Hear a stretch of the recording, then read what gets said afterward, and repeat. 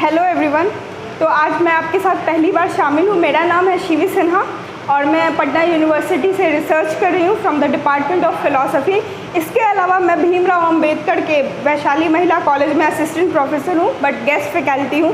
तो ये जो है आप लोग सोच रहे होंगे कि मैं इसमें क्या कर रही हूँ, तो मुझे बहुत अच्छा लगता है एज अ सब्जेक्ट बायोलॉजी, मेरा बहुत अच्छा इंटरेस्ट है इसमें। तो आज हम लोग जो है पढ़ने वाले जो हैं वो स्टैंडर्ड 9th के लिए, जो कि बहुत ही बेसिक कॉन्सेप्ट है बायोलॉजी का, सेल्स एंड इट्स यूनिट्स। ये चैप्टर 1 है आपका स्टैंडर्ड 9th के लेसन का। जब भी आप शुरुआत करते हैं बायोलॉजी का तो सबसे पहला चैप्टर आपको जो मिलता है वो है सेल्स। तो अब सेल क्या है ये जानेंगे हम लोग, ठीक है। तो सेल जो है आपका आप जो इतने सारे develop form of human beings देखते हैं, इतने सारे एनिमल्स के स्पीशीज़ देखते हैं, प्लांट के जो स्पीशीज़ देखते हैं, ये सभी जो है वो किस चीज़ के बने हुए हैं। तो सेल जो है हर चीज़ का बेसिक स्ट्रक्चर होता है। सेल थ्योरी है आपका, वो जो है वो बेसिक स्ट्रक्चर जो हर ह्यूमन बीइंग्स जो है इस सेल के बिना अधूरा है। बिना सेल के तो किसी भी लिविंग बीइंग का ऑर्गेनाइजेशन हो ही नहीं सकता, चाहे वो प्लांट हो, चाहे वो एनिमल हो, ठीक है, या फिर वो मर चुके हो, उनका जो बॉडी, या फिर जैसे प्लांट्स के जो ब्रांचेस होते हैं जो डेड हो जाते हैं, उनमें भी सेल है, ठीक है। सेल ही वो चीज़ है जिसकी वजह से कोई भी लिविंग बीइंग जो है अलाइव है, ठीक है। सबसे पहले ये सेल का कॉन्सेप्ट जो है वो लाने वाले थे रॉबर्ट हुक, ठीक है। रॉबर्ट हुक एक इंग्लिश साइंटिस्ट थे, ठीक है, इंग्लिश बॉटनिस्ट जिसको कह सकते हैं, या फिर साइंटिस्ट कह सकते हैं आप इनको, ठीक है। तो इन्होंने सेल का डिस्कवरी 1665 में किया था, ठीक है। तो ये जो पहले व्यक्ति थे जिन्होंने सेल का कॉन्सेप्ट इंट्रोड्यूस किया, इन्होंने सबसे पहले सेल को जो है एक सिंपल माइक्रोस्कोप पहले जो है 1665 में जो है, ये देख रहे होंगे आप, ये ज़्यादा कॉन्सेप्ट ज़्यादा पुराना नहीं है, क्योंकि जो है 1665 कोई ख़ास पुराना समय नहीं है। इससे पहले जो है सेल क्या होता है और इतना जो ह्यूमनली स्ट्रक्चर्स है, इतनी जो बीमारियां हैं, वो पहले आइडेंटिफाई नहीं होती थी। तो छोटे मोटे एपिडेमिक में भी, जैसे कि प्लेग और बहुत छोटी छोटी बीमारियों से लोग मर जाते थे, ठीक है। तो ये जो है सेल के डिस्कवरी के बाद ही एक रेवोल्यूशन आ गया हमारे बायोलॉजिकल फील्ड में, जहाँ पे सेल को जब एग्जामिन होना शुरू हुआ और उनके स्ट्रक्चर को स्टडी किया गया, उनके बारे में जाना गया, उनके पार्ट्स को स्टडी किया गया माइक्रोस्कोप की मदद से। चूँकि हम लोग सेल्स को नेकेड आई से यानी खुली आँखों से नहीं देख सकते हैं, हमारा बॉडी भी जो है वो सेल का बना हुआ है, फिर भी हम उसे खुली आँखों से नहीं देख पाते हैं, ठीक है, सिवाय एक लिविंग सेल के, जो है एग जो होता है वो एक लिविंग बिगेस्ट अमाउंट ऑफ बड़ा साइज़ का सेल होता है, जो एग्जाम्पल के तौर पर आप ले सकते हैं सेल के एग्जाम्पल के तौर पर। लेकिन जो हमारा बॉडीली स्ट्रक्चर और ऑर्गेनाइजेशन है वो बहुत सारे सेल्स से मिलके बना हुआ है। चलिए सबसे पहले हम लोग जानते हैं इसके ओरिजिन ऑफ सेल के बारे में। ओरिजिन यानी कैसे ये डिस्कवर्ड हुआ, कैसे हम लोग जानते हैं कि सेल होता है, ओरिजिन ऑफ सेल। चलिए देखते हैं। तो सबसे पहले इसका कॉन्सेप्ट आया 1665 में। किसने दिया इनका concept? Robert Hooke. He is also known as the father of cell theory. He is the father of cell theory. क्यों इनको फादर कहा जाता है, जनक कहा जाता है सेल थ्योरी का, ठीक है, क्योंकि फादर ऑफ सेल थ्योरी, क्योंकि यही थे पहली बार जिन्होंने सेल क्या होता है उसे बताया हमें, ठीक है। तो ये पहले व्यक्ति थे जिन्होंने सेल का कंसेप्ट को इंट्रोड्यूस किया, ठीक। तो सेल के अब जो है हम लोग जानते हैं सेल के थ्योरी का क्या नाम है। हर स्टडी का, जैसे कि आप बोलते मैथ्स पढ़ते, मैथमेटिक्स, लॉजिक, ये सारी चीज़ें पढ़ते हैं, तो science of reasoning is called logic. फिर आपका बायोलॉजी क्या होता है, study of living beings is called biology. तो उसी तरह सेल के भी थ्योरी को, सेल के स्टडी को क्या कहते हैं, तो सेल के स्टडी के लिए भी स्पेसिफिक टर्म लिया गया जिसको हम साइटोलॉजी का नाम देते हैं। क्या देंगे? Cytology. Cytology is the study of cells, ठीक है। Study of cell is known as cytology. और who is the father of cytology? The Robert Hooke is the father of cytology, ठीक है, ठीक है। इसके अलावा जो है उन्होंने जब ये स्टडी किया इस सेल को अपने सिंपल माइक्रोस्कोप में, चूँकि उस समय जो है साइंस इतना डेवलप नहीं था, लेकिन उस समय के अनुसार जो इतना भी डेवलपमेंट था इंसान के अंदर, तो उन्होंने जो है माइक्रोस्कोप की खोज कर ली थी। ठीक है, तो माइक्रोस्कोप जो था आपका वो सिंपल माइक्रोस्कोप हुआ करता था। ठीक है, क्योंकि कुछ चीज़ें जो है हम लोग खुले आँखों से नहीं देख सकते हैं, तो माइक्रोस्कोप एज एन मैग्नीफाई करके या फिर किसी चीज़, छोटे से सूक्ष्म चीज़ को, छोटे से सटल चीज़ को, उसके अलग अंदर के स्ट्रक्चर को मतलब अच्छी तरह से बताने के लिए जो है माइक्रोस्कोप का इस्तेमाल किया जाता था। और माइक्रोस्कोप की डिस्कवरी के बाद ही हम लोगों ने कई सारी बीमारियां आइडेंटिफाई शुरू कर ली। हमने सेल का स्टडी किया, हमने माइक्रो ऑर्गेनिजम्स का स्टडी किया, और उसके बाद जो है हम जो है उसके पार्ट्स के बारे में जानने लगे, कौन से क्या दवाइयाँ डिस्कवर करने लगे ताकि इलाज हो सके। और आज साइंस यहाँ पहुँच गया है उसी माइक्रोस्कोप की बदौलत कि हम लोग जो है बड़ी से बड़ी बीमारियाँ, इनफैक्ट कैंसर जैसी बीमारियों का भी इलाज ढूंढ चुके हैं। ठीक है, तो हम लोग देख रहे हैं इनके जो जब पहली बार रॉबर्ट हुक ने सेल को डिस्कवर किया तो उन्होंने क्या उठाया, एक कॉर्क सेल उठाया। कॉर्क जो है वो जैसे आप देखते होंगे कोई पहले ज़माने में क्या आती थी, दवाई आती थी, उसके ऊपर जो है एक ओखली जिसको कह सकते हैं हिंदी में, उसका एक कैप लग, रबर जैसा कैप हुआ करता था, तो वो किसी पेड़ का या फिर किसी भी चीज़ का वो हुआ जिसको कॉर्क सेल कहा जाता है। ठीक है, कॉर्क लेते थे। ठीक है, तो सबसे पहले उन्होंने एग्जामिन किया सेल किसको उठाया, एग्जामिन कॉर्क सेल उठाया उन्होंने, ताकि वो सेल का स्ट्रक्चर पता लगा सके कि सेल कैसा दिखता है, क्या किस चीज़ों का बना हुआ। तो जब उन्होंने अपने सिंपल से माइक्रोस्कोप को उठाया तो उन्होंने पाया कि सेल जो है बिल्कुल एक हनीकॉम्ब स्ट्रक्चर का होता है। हनीकॉम्ब सुना होगा, मधुमक्खी का छत्ता देखा है आपने, कैसा होता है, इसी तरह से कुछ हेक्सागोनल रहता है। मेरा फिगर उतना बढ़िया नहीं बना है, प्लीज़ आप लोग माइंड मत कीजिएगा, लेकिन देख लीजिए। ठीक है, तो हनीकॉम्ब स्ट्रक्चर का होता है सेल। ठीक है, बाहर से एक मेम्ब्रेन, एक कवर, आउटर मोस्ट लेयरिंग बिल्कुल हनीकॉम्ब स्ट्रक्चर का होता है। ठीक है, तो ये बिल्कुल देख रहे होंगे कि ये कंपार्टमेंट्स की तरह है। ठीक है, सिंपल जो सेल था कॉर्क सेल कंपार्ट, उसमें जो है बीच में एक एलिमेंट पाया गया जो बाद में जाकर डिस्कवर हुआ, इसका नाम है न्यूक्लियस, जो लाइफ गिविंग सब्सटेंस। इसी न्यूक्लियस की वजह से ये सेल एग्जिस्ट करता है। ठीक है, और भी कुछ पार्ट्स होते हैं, डिफरेंट पार्ट्स होते हैं सेल के, जिसको हम लोग बाद में जानेंगे। तो ये हनीकॉम्ब स्ट्रक्चर है हमारा। ठीक है, तो बिल्कुल इस तरह का होता है। सेल जो वर्ड है यहीं से आता है। ठीक है, ये जो वर्ड है सेल, ये सेल का अर्थ क्या होता है, कभी आपने सुना होगा सेल, कभी कभी इसका सिनोनिमस वर्ड सुने होंगे, आप लोगों ने सुना होगा सेल को और जेल भी कहते हैं। फिर आप जब कंप्यूटर पे काम करते हैं तो cell and cells, remove cell, introduce cells, ऐसे करके ऐड सेल्स, ऐसे करके रहता है। सेल का मतलब होता है कंपार्टमेंट। कंपार्टमेंट यानी कि हिस्सा जिसमें कुछ रह सकता हो। ठीक है, तो सेल जो है वो लैटिन वर्ड है, it is a Latin word. ठीक है, जिसका मतलब होता है छोटा सा कमरा, which means a little room, which means a little room, छोटा सा कमरा। तो जी हाँ, ये जो सेल होता है बिल्कुल एक छोटे से कमरे की तरह होता है, और इसी कमरे से ही जब बहुत सारे ऐसे कंपार्टमेंट्स एक साथ जुड़ जाते हैं तो एक व्यक्ति जो है बनता है, या फिर एक लिविंग ऑर्गेनिज्म बनता है। ठीक है, ऐसे बहुत सारे ऑर्गेनिज्म हैं जो कि सिर्फ एक सेल से भी बनते हैं। तो ये सेल जो है वो जितना सेल जुड़ता जाएगा उतना ही कॉम्प्लेक्स ऑर्गेनिज्म बनता जाएगा, उतना ही डेवलप्ड उनका सिस्टम बनता जाएगा। जैसे हम लोग ह्यूमन बीइंग हैं, हम मल्टी सेल्यूलर सेल्स की ऑर्गेनिज्म जो है सेल के क्लासिफिकेशन के अकॉर्डिंग जो है दो तरह के होते हैं। ठीक है, यूनिसेल्यूलर और मल्टी सेल्यूलर। ठीक है, यूनिसेल्यूलर यानी एक सेल के बने हुए, मल्टी सेल्यूलर यानी कि बहुत सेल से बने हुए, जैसे कि हम लोग, एनिमल्स, प्लांट्स। ठीक है, समझ रहे हैं आप लोग। तो अलग अलग तरह के ऑर्गेनिजम्स होते हैं, जिसका जितना सेल का स्ट्रक्चर फॉर्मेशन उतना ही ज़्यादा वो मल्टी सेल्यूलर।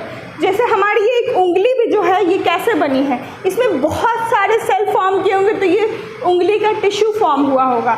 जो हमारा स्पेशलाइज्ड ऑर्गन्स है, नर्व, लंग्स है, हार्ट है, सारी चीज़ों का कैसे फॉर्मेशन होगा, बहुत सारे सेल्स मिलके एक साथ जुड़े होंगे, बहुत सारे सेल्स मिलके जुड़ते हैं तो बिग टिश्यू बनता है। टिश्यू एक स्पेशलाइज्ड फंक्शन वो परफॉर्म करता है कुछ, ठीक है, तो वो ऑर्गन बन जाता है। ठीक है, बहुत सारे टिश्यू जुड़ते हैं तो ऑर्गन बन जाता है। ठीक, तो उससे जो है हमारा ऑर्गन्स बनता है, डिफरेंट स्ट्रक्चर होता है हमारे बॉडी का। एनीवेज हम लोग देख रहे थे कि किस तरह से डिस्कवरी हुई, तो रॉबर्ट हुक के द्वारा, he is the father of cytology. ठीक है, तो सबसे पहले उन्होंने एक सिंपल माइक्रोस्कोप में कॉर्क सेल को उठाया, कॉर्क सेल में जब एग्जामिन किया तो देखा उन्होंने कि ये हनीकॉम्ब स्ट्रक्चर का होता है, यानी मधुमक्खी के छत्ते की तरह होता है। ठीक है, और जो है सेल जो है वो एक लैटिन वर्ड है जिसका मतलब होता है छोटा सा कमरा। ठीक है, तो हम लोग देख लेते हैं अब। ठीक है, इसके बाद जो है वो कौन आए हमारे, इसके बाद आते हैं 1838 से लेकर 39 के बीच शेल्डियन, एक जर्मन बॉटनिस्ट हैं। ठीक है, 1838 से लेकर 39 के बीच जर्मन बॉटनिस्ट, क्या नाम है उनका, शेल्डियन नाम है, शेल्डियन जो भी है, शेल्डियन जो है। ठीक है, तो ये रब नहीं हो पाया सही से, शेल्डियन और शावन, ये जूओलॉजिस्ट है, ये बॉटनिस्ट है, ये जर्मन जूओलॉजिस्ट है, जर्मनी के थे ये लोग। जूओलॉजी समझते हैं आप लोग, बताऊंगी मैं।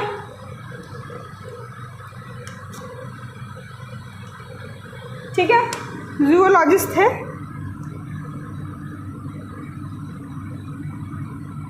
चलिए, तो ये जो 1838 से 1839 के बीच में दो जर्मन साइंटिस्ट आए या फिर बायोलॉजिस्ट आए। ठीक है, जो उनमें से शेल्डियन जो है, शेल्डियन या शेल्डियन जो भी है, तो वो जो है वो बॉटनिस्ट थे, बॉटनी स्टडी ऑफ प्लांट्स।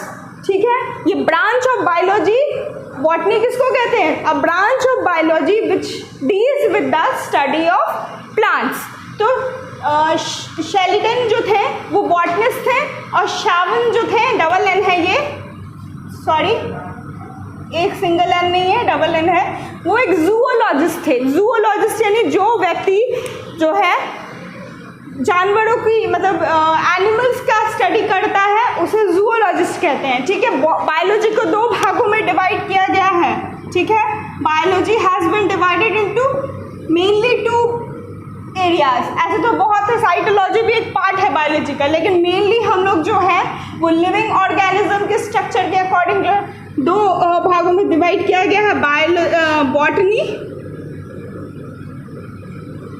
और जूओलॉजी। ठीक है, तो बॉटनी को कहते हैं स्टडी ऑफ प्लांट्स, और जूओलॉजी को कहते हैं स्टडी ऑफ एनिमल्स। ठीक है, तो एनिमल्स की स्टडी को करने वाला जो है वो जूओलॉजी होता है, और प्लांट्स का स्टडी करने वाला वो बॉटनी होता है। तो ये जो शेल्डियन और शावन थे वो बायोलॉजिस्ट और बॉटनिस्ट और जूओलॉजिस्ट, इन दोनों ने पता लगाया कि जब उन्होंने एनिमल सेल और प्लांट सेल को लिया, उनको माइक्रोस्कोप में, इलेक्ट्रॉन माइक्रोस्कोप तब तक आ चुका था 1838 से 39, वो सिंपल माइक्रोस्कोप से थोड़ा सा एडवांस था इलेक्ट्रॉन माइक्रोस्कोप। ठीक है, हम लोग भी अपने लैब में जो है, जनरल आप स्कूल के लैब में देख सकते होंगे, जो सिंपल माइक्रोस्कोप है वो जनरली आपका इलेक्ट्रॉन माइक्रोस्कोप पाया जाता है। तो आप देख सकते होंगे कि उसमें जो है वो उसका एक फॉर्म पाया जा सकता है, इलेक्ट्रॉन ऐसे हम लोग कंपाउंड माइक्रोस्कोप देखते हैं। इलेक्ट्रॉन माइक्रोस्कोप जो है कंपाउंड माइक्रोस्कोप से पहले आया, और तब तक मुझे लगता है कि 1838 में आई थिंक साइंस काफ़ी डेवलप कर चुका होगा। ठीक है, अगर आपके लैब में, कुछ पुराने लैब में पाए जाते हैं इलेक्ट्रॉन माइक्रोस्कोप, बुक्स में फिगर भी पाए जाते हैं, तो उसके लिए कोई चिंता करने की बात नहीं, आप चाहे तो इंटरनेट पे भी एक्सप्लोर कर सकते हैं। ठीक है, तो उन्होंने जब स्टडी किया एक प्लांट सेल को और एनिमल्स के सेल को उठाया, तो तो उन्होंने पाया कि जो है प्लांट्स हो या एनिमल हो, दोनों के बेसिक स्ट्रक्चर में एक चीज़ कॉमन है, वो है सेल्स। तो इससे क्या कंक्लूजन निकलता है? इससे ये कंक्लूजन निकलता है कि प्लांट्स और सेल का जो है प्लांट्स और एनिमल का बॉडीली स्ट्रक्चर या लिविंग स्ट्रक्चर जो है वो सेल के स्ट्रक्चर के बिना पॉसिबल नहीं है। इसीलिए सेल का एक बहुत ही बेसिक डेफिनेशन है, cell is the structural and functional unit of life. क्यों? क्योंकि सेल नहीं होगा तो कोई ऑर्गन स्पेशलाइज नहीं होगा। आपको बताया जैसे आपकी नाक है, तो नाक जो है वो बहुत सारे इसमें सेल्स होंगे, बहुत सारे सेल्स मिलके टिश्यू बनाए, बहुत सारे टिश्यूज़ मिलके जो है वो आपका एक ऑर्गन बनता है। जो ये आपका नोज़ है वो भी एक ऑर्गन है आपका, ठीक है। तो बहुत सारे सेल्स मिलके यहाँ की एक टिश्यू बनी होगी और बहुत सारे टिश्यूज़ मिलके जो है आपका एक ऑर्गन बना होगा। तो सबके बेसिक स्ट्रक्चर में क्या है आपका? सेल्स। सेल्स के बिना किसी भी लिविंग ऑर्गेनिजम्स का एग्जिस्टेंस ही पॉसिबल नहीं, इसीलिए उसका डेफिनेशन दिया गया है, cell is the basic structural and functional unit of life के जीवन के सबसे महत्वपूर्ण जो है वजूद उसका है वो है सेल है, ठीक है। कोशिका जिसको आप हिंदी में कहते हैं, ठीक है। तो सेल के बिना जो है ना ही बॉडीली स्ट्रक्चर पॉसिबल है, ना ही बॉडीली स्ट्रक्चर के अंदर के अगर फंक्शन पॉसिबल है। अगर और एक ह्यूमन बॉडी में या एक एनिमल बॉडी में या प्लांट बॉडी में, लिविंग ऑर्गेनिज्म में, उनके जीवन काल में जो है मल्टी सेलुलर की बात कर रही हूँ मैं, लाखों बार सेल्स बनते हैं और लाखों बार सेल्स डिस्ट्रॉय होते हैं, लेकिन एक स्पेसिफिक टाइम के बाद सेल बनने बंद हो जाते हैं। और अल्टीमेटली कहते हैं, अगर मान लीजिए किसी को कोई बीमारी नहीं होती है, अगर वो नेचुरल डेथ मरता है, तो वो कैसे होता है? जब उनके सेल्स जो है वेयर आउट हो जाते हैं, पुराने हो जाते हैं, और एक हर चीज़ का रिपेयर होने का एक टाइम होता है, सेल्स का भी एक एज होता है। अगर सेल्स एक एज के बाद क्या होते हैं? बनने बंद हो जाते हैं और आपके पुराने सेल्स जो है धीरे धीरे डाई होने लगते हैं, और डाई होते होते जो है आपका भी डेथ हो जाता है। अगर मान लीजिए हार्ट में जो है, हार्ट क्या है? वो भी एक ऑर्गन है। तो ऑर्गन कैसे बनता है? ऑर्गन बहुत सारे टिश्यूज़ से बनता है। बहुत सारे टिश्यूज़ कैसे बनता है? वो बहुत सारे सेल्स से बनता है। तो मान लीजिए कि हार्ट का जो सेल है वो पुराना हो गया, बूढ़ा हो गया है, वो धीरे धीरे मरने लगता है। तो धीरे धीरे मरने लगेगा तो ऑब्वियसली हार्ट फंक्शन करना बंद कर देगा। अगर हार्ट फंक्शन करना बंद कर देगा तो बाकी के बॉडीली फंक्शंस होंगे नहीं, एनर्जी नहीं मिलेगा आपके बॉडी के दूसरे सेल्स को, और ऑब्वियसली आपकी डेथ हो जाएगी। तो इसीलिए कहा गया cell is the basic and structural functional unit of life. और ये जो दोनों बॉटनिस्ट और जूलॉजिस्ट हैं, इन्होंने जो है पाया कि हर लिविंग ऑर्गेनिज्म में, चाहे वो प्लांट हो या एनिमल हो, उनमें जो है एक बेसिक स्ट्रक्चर मौजूद है जिसको आप कहते हैं सेल्स, ठीक है। तो ये तो था आपका ओरिजिन सेल्स का, कि कैसे आया, क्या आया।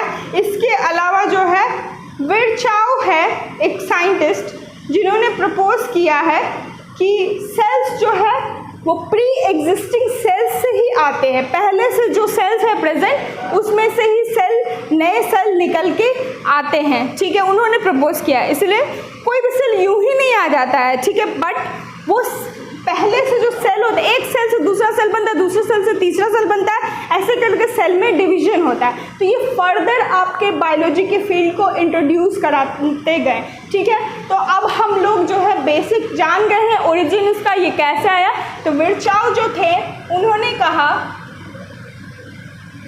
1885 में उन्होंने कहा कि कोई भी सेल्स जो होता है, कोई भी सेल प्रपोज किया 1855 he proposed the idea of cell, idea that cells arise from pre existing cells, ठीक है। जो पहले से सेल है उसी से होता है, ठीक है। जैसे कि आप अभी इन्हीं के थ्योरी पे बेस्ड है आपका मॉडर्न साइंस, ठीक है। मॉडर्न साइंस कैसे है बेस्ड? एक सेल से दूसरा सेल, दूसरे सेल से तीसरा सेल, ऐसे करके बढ़ते जाता है, बहुत सारा डिवीजन, सेल डिवीजन का थ्योरी कॉन्सेप्ट इनके द्वारा आया 1855 में। यानी कि सेल जो है दूसरे सेल को जन्म देता है और सेल जो है जो पहले से मौजूद रहता है उसी से नए सेल भी बनके पैदा लेते हैं। ठीक है, कैसे पैदा लेते हैं? वो है सेल डिवीजन के द्वारा पैदा लेते हैं। लेकिन एक सवाल उठता है कि जो पहला सेल है वो कैसे आया? तो ये थोड़ा सा ओवर द टॉप कॉन्सेप्ट है जो साइंटिफिक थ्योरी से हट के है। खैर वो हम लोग नहीं लेंगे, ठीक है, क्योंकि पहला सेल कुछ लोग साइंटिस्ट बोलते हैं कि बहुत सारा जो अर्थ जब बन रहा था तो बहुत सारा केमिकल रिएक्शन हुआ होगा, उसी से जो है एक सेल, पहला सेल एग्जिस्टेंस में है, उसी से धीरे धीरे डिवाइड होते हुए सेल डिवीजन के प्रोसेस, एक सेल के अंदर कैपेसिटी होती है कि वो डिवीजन करे, डिवीजन करके वो नए नए सेल्स को पैदा करे। और एक सेल से दो सेल मान लेते हैं कि होता है, दो सेल से फिर काफ़ी सारे सेल पैदा हो जाते हैं। ठीक है, तो सेल डिवीजन यानी पहले से कोई सेल अपने आप पैदा यूं ही एक ओवरनाइट नहीं हो जाता है, बल्कि पुराने सेल से, प्री एग्जिस्टिंग सेल से जो है नए नए सेल उभर के आते हैं। ठीक है, आज का लेसन इतना ही। आई होप आपको मेरा ये लेसन अच्छा लगा हो। अगर आपको अच्छा लगा तो प्लीज़ लाइक, सब्सक्राइब और अपने दोस्तों के साथ शेयर करें।